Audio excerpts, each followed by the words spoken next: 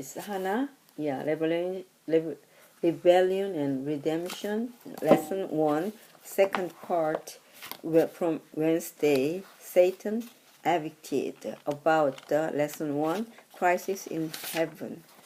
Yeah. As we have seen, the war in heaven was not confined to heaven but affected the earth too. For sometime it appears that Satan, the accuser of our brethren, Revelation chapter 12:10, was still able to stand before God's throne and make accusations against God's people. Job was one biblical character who suffered this indignity. Read Luke chapter 10, 1 through 21. What was the meaning of Christ's words about Satan here? Before Jesus sent out the 70, he instructed them not to take any spare clothing or money, Luke chapter 10:4, and to ask God's blessing on their hosts, Luke chapter 10:5. He warned that they were like lambs walking among wolves, Luke chapter 10:3. A concern reflected in Revelation 12, where the dragon attempts to make war with God's people. On their joyous return, Luke chapter 10:17, the disciples reported that the demons were subjects to them, and this must have brought Jesus great joy. Luke chapter 10:21. It is in this context that Jesus makes his statement about Satan falling like lightning from heaven. He warns the disciples that their joy must not be based on their success over demonic forces, but rather on having their names written in heaven. Luke chapter 10:20. This reminder places human salvation firmly where it belongs, in the hands of our Savior. It is Jesus, not we, who has defeated the enemy. Jesus' followers, however, are given the privilege of witnessing about the salvation Jesus was won. This episode in Luke chapter 10, 17 through 20 seems to link the work of witnessing that Jesus entrusts to his people with power over Satan in this great controversy. The work of witnessing erodes the power that Satan has over the people of this world and gives humankind opportunity to resume their original work of expanding the borders of God's kingdom. Power over our adversary is only possible because of the victory Jesus won at the cross. Paul states that Jesus disarmed the principalities, the powers, and triumphed over them. Colossians chapter 2 verse 15. In him, God's people are triumphant. Satan's demise is assured. The ruler of this world will be cast out. John chapter 12:31. Never to malign, M-A-L-I-G-N, never to malign God's people again. We can surely rejoice that the battle is the Lord's. Rejoice because your names are written in heaven. Yes, dwell on these words. What are they saying, and why is there such a great reason to rejoice? And Thursday, the continuing battle. Just as the reflexes of twitching freshly killed poisonous snake can cause it to reach around and inject its poison if you pick it up, Satan's bite is still deadly. He may have been defeated at Calvary, but the danger is not over yet. Read John 16:33. How did Jesus warn his disciples of the continuing struggle against evil. Jesus was clear that his followers would not have an easy time, but instead of focusing on the challenges, he focused on the victory that they would have in him. Reflecting on this guarantee, Paul assured the believers in Rome that God would crush Satan beneath their feet, Romans chapter 16:20, and John told the last day church of the same thing. Their victory was assured through the blood of the Lamb, Revelation chapter 12:11. Read Hebrews chapter 12:1 and 2. Who are the witnesses and how do they encourage us? See Hebrews chapter 11. Hebrews chapter 11 quickly sketches the lives of some of the famous heroes of faith. Abel offers a perfect sacrifice, and he is not forgotten even though he is dead. Enoch habitually draws near to God, so is taken straight to heaven to be with him. Noah warns of unseen events and offers salvation to world drowned in sin. Abraham leaves a great civilization to go to a land of promise. Sarah gives birth to a promised son even though she is too old to have a child. Moses chooses to suffer with his people rather than to live in a king's palace, and Rahab witnessed to God's greatness. Joshua chapter 2, 9 through 11. These are among those who from the great cloud of witness spoken of in Hebrew chapter 12:1.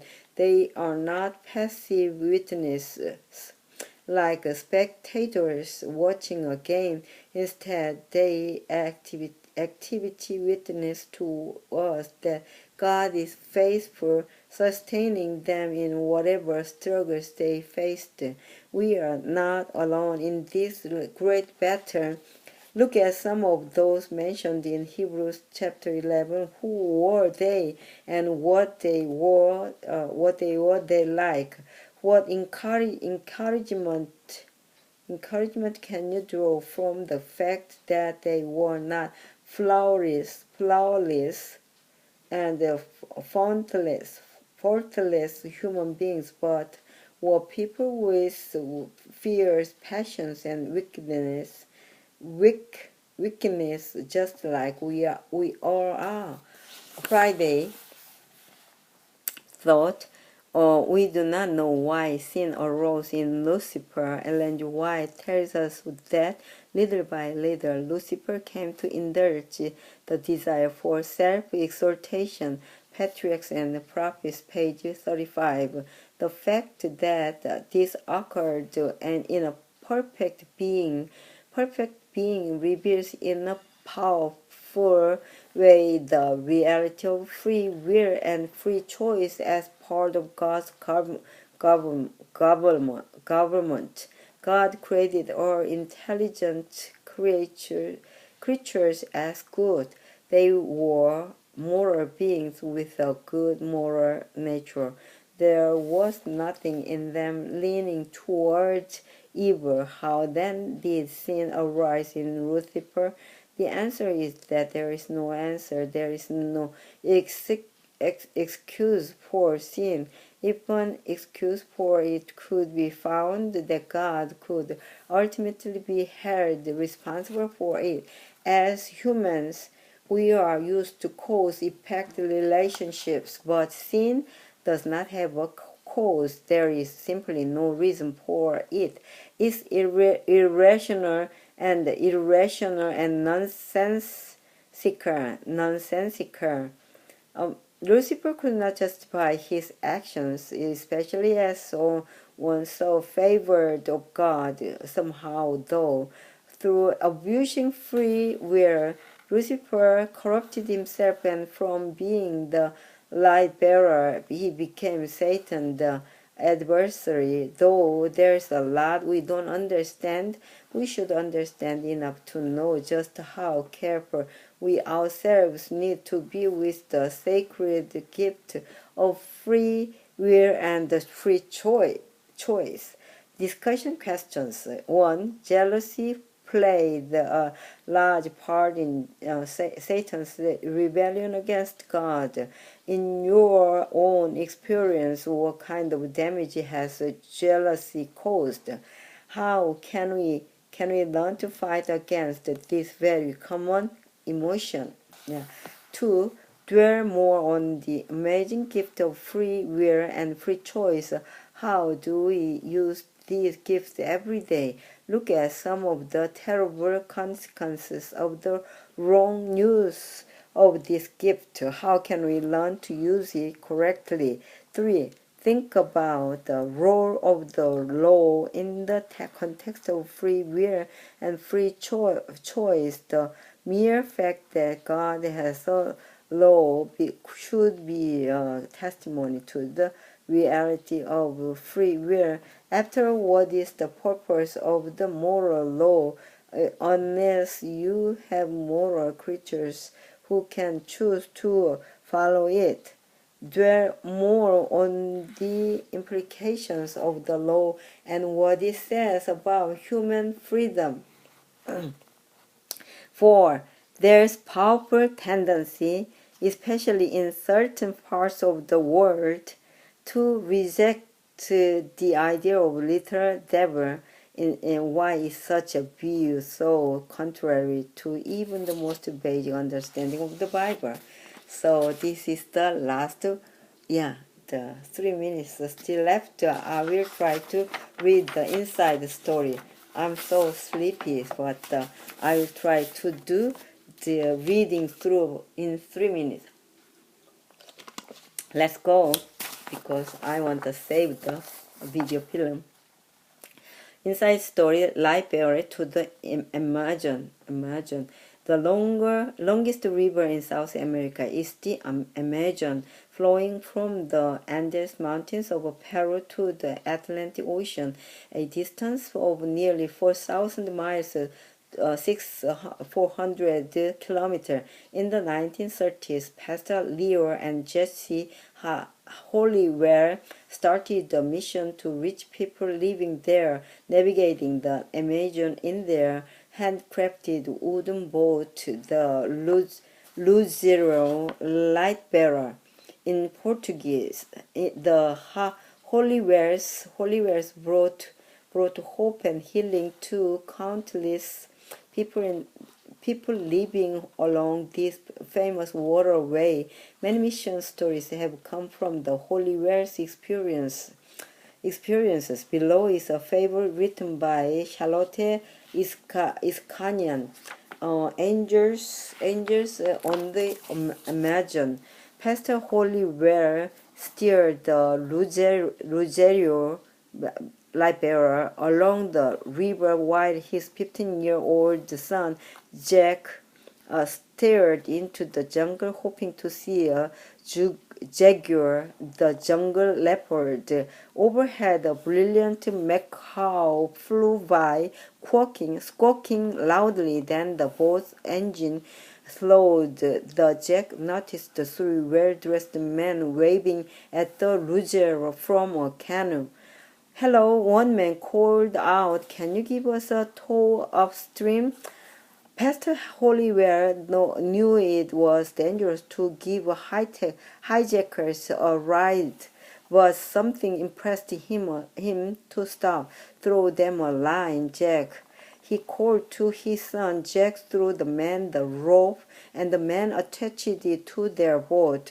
2 men climbed aboard and stood beside Pastor Hollywell as he steered the boat up the river. Suddenly, one of the men grabbed the wheel and turned the boat around. The boat shuddered and moved suddenly away from the river bank and out into the middle of the river. The sudden movement nearly threw Jack overboard. Pastor Hollywell stared at the waters they had just crossed, not 20 minutes before, 20 feet